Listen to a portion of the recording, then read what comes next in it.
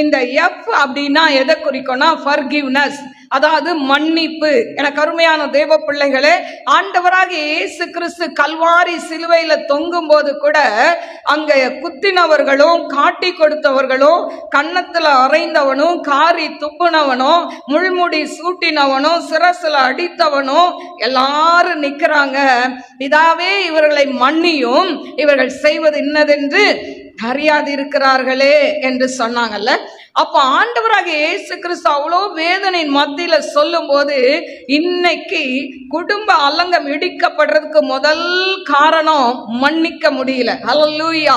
கணவன் மனைவியை மன்னிக்க முடியல, மனைவி கணவனை மன்னிக்க முடியல. எனக்கு அருமையான தேவ பிள்ளைகளே, நீங்க ஒருத்தர் மன்னிக்காட்டா ஆண்டவர் எப்படி உங்க பாவங்களை மன்னிப்பார்? கொஞ்சம் யோசித்து பாருங்க.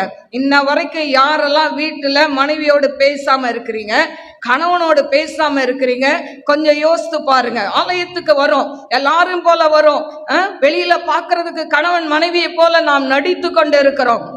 உள்ள அலங்கம், உன்னுடைய கூடாரம் எப்படி இருக்கிறது? சமாதானம் நிறைந்து இருக்கிறதா?